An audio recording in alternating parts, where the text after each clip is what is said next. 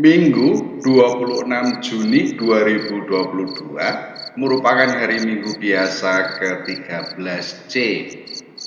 Pewartaan Injil diambil dari Injil Lukas. Ketika hampir genap waktunya, Yesus diangkat ke surga. Ia mengarahkan pandangannya untuk pergi ke Yerusalem, dan ia mengirim beberapa utusan mendahului dia.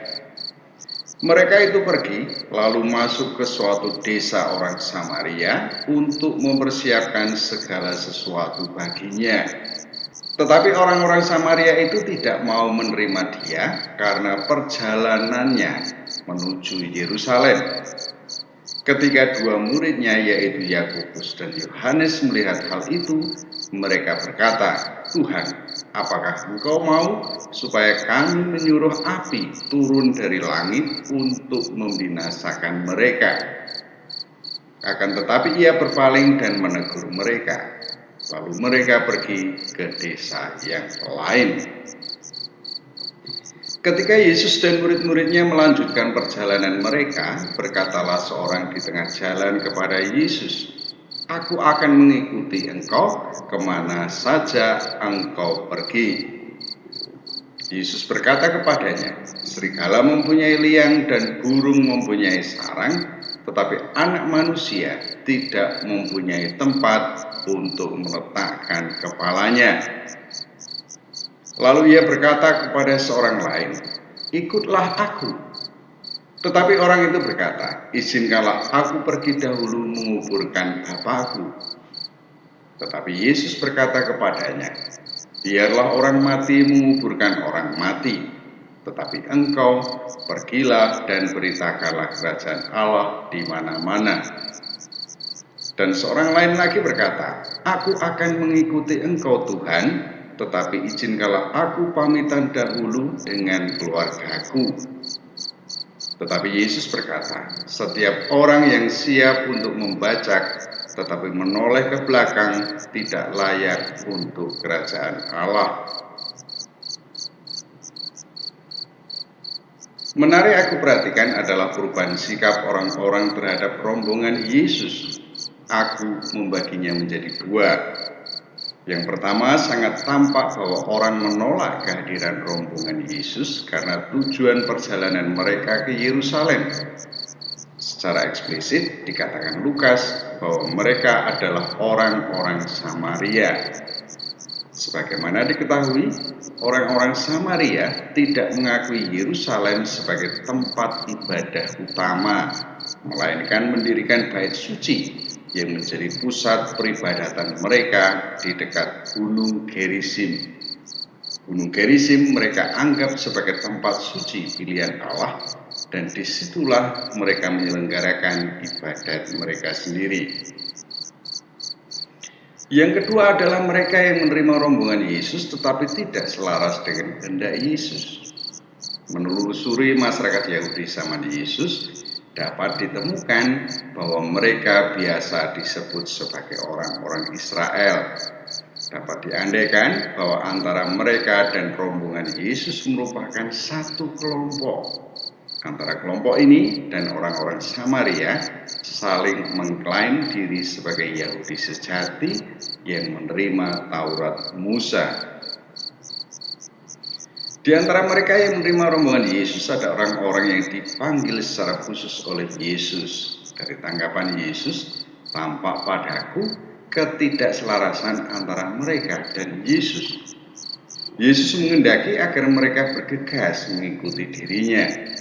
Mereka tidak menolak, namun meminta waktu untuk mengurus sesuatu.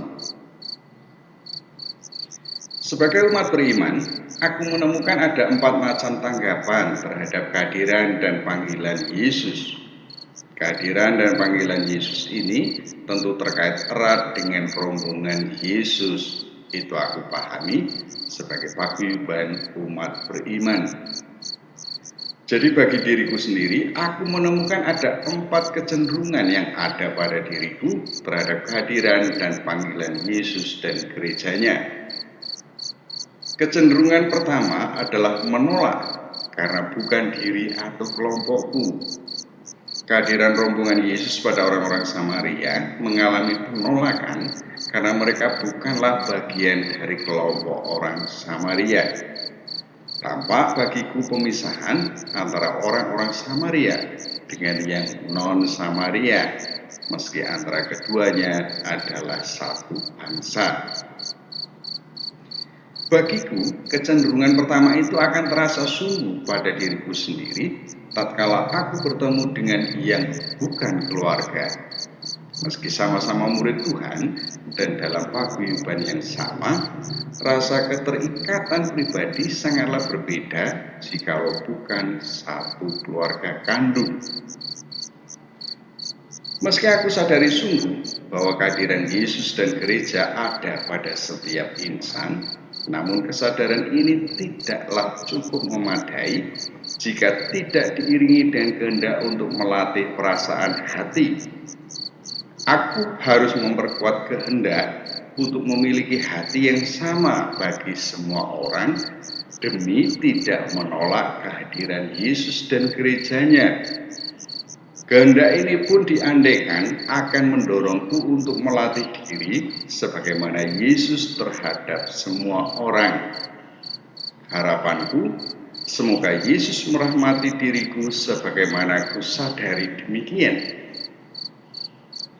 Kecenderungan kedua adalah mencari alasan untuk tidak menerima Yesus dan gerejanya.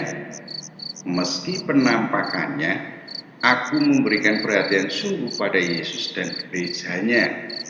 Tapi bagaimana batinku? Kondisi real sering membuatku tidak mau memenuhi panggilan Yesus dan gerejanya. Dari cerita Lukas, ada orang yang mau mengikuti Yesus kemanapun Yesus pergi. Tanggapan Yesus bagiku merupakan suatu tantangan bagiku.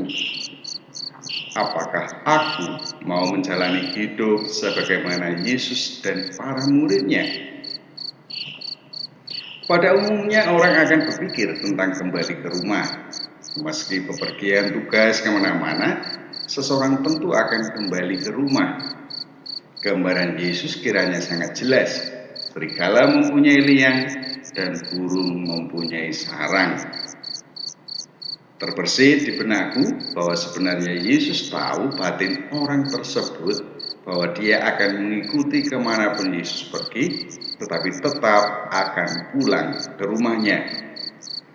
Aku bayangkan bahwa Yesus menantang orang tersebut, maukah kamu menjalani gaya hidupku?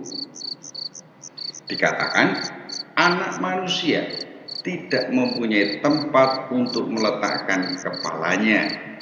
Itulah gaya hidup Yesus. Maukah mengikuti Dia? Gambaran rumah menurutku jika diletakkan dalam konteks kehidupan manusiawi zaman sekarang berarti menetap. Orang tentu akan menetap di suatu tempat dan terdaftar sebagai warga suatu lingkungan tertentu. Tetapi gaya hidup Yesus jelas tidaklah demikian. Yesus tidak menetap di suatu daerah tertentu. Yesus terus-menerus berkeliling, mewartakan kerajaan Allah. Kondisi real kedua adalah keterikatan batin dengan orang tua dan keluarga. Secara eksplisit diceritakan Lukas bahwa Yesus memanggil orang untuk mengikuti Dia. Namun orang tersebut meminta waktu untuk menguburkan orang tuanya terlebih dahulu. Yesus berusaha untuk merayu dan menguatkan orang tersebut agar segera mengikuti Dia. Namun aku yakin bahwa pada akhirnya orang tersebut tidak mengikuti Yesus karena harus menguburkan bapaknya terlebih dahulu. Ikatan batin keluarga juga tampak dari seseorang lain yang mengalami panggilan Yesus. Orang tersebut meminta waktu untuk pamitan sama orang tua atau keluarganya. Aku bayangkan jikalau demikian orang tua dan keluarganya akan cenderung keberatan mengingat gaya hidup Yesus yang tidak menetap. Oleh karena itu, tampaknya orang ini pun gagal untuk mengikuti Yesus. Bagiku, kondisi real seperti menguburkan orang tua dan pamitan sangatlah manusiawi. Mungkin ada yang berpikir bahwa Yesus itu tidak manusiawi karena menyingkirkan kondisi real seperti itu. Benar juga sih menurutku, tetapi apakah diperhatikan pertimbangan Yesus? Pertimbangan pertama adalah biarlah orang mati mengubur orang mati. Menurutku ini penting jika mau sungguh-sungguh mengikuti Yesus. Orang mati tidak sekadar kenyataan bahwa seseorang itu telah berakhir hidupnya. Orang mati merupakan gambaran kehidupan yang terikat pada duniawi. Mereka yang masih hidup tetapi terikat dengan pangkat atau kekuasaan tanpa peduli penderitaan sesamanya tentulah masuk kategori orang mati. Orang hiduplah yang mengikuti Yesus, yakni mereka yang mengutamakan kerajaan Allah. Kerajaan Allah menjadi nilai utama dalam kehidupannya. Pertimbangan kedua adalah membajak sawah menghadap ke depan.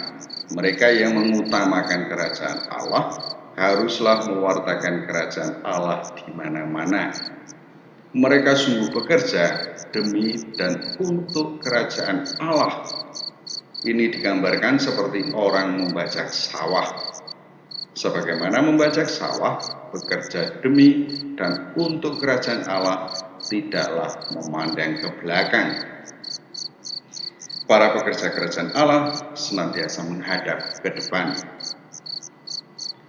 Bagiku, itu berarti bahwa pandangan hidup seseorang seharusnya terarah pada kerajaan Allah yang ada di depan hidupnya.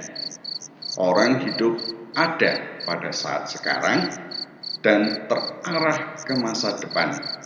Meski hidup, tapi karena senantiasa memandang ke masa lalu, seseorang mengalami kematian jiwanya.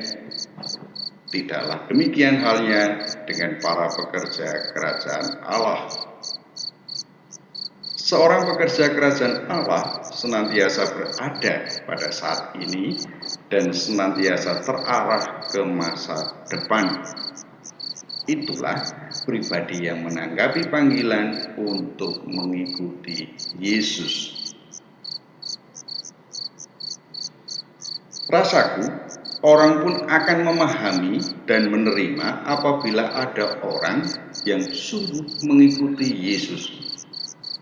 Mereka tahu dan menyadari bahwa orang-orang seperti ini mengutamakan kerajaan Allah daripada yang pada umumnya diterima sebagai manusiawi. Mengutamakan kerajaan Allah justru semakin memanusiawikan. Contoh pertama adalah bahwa orang menjadi tidak terikat pada tempat tertentu.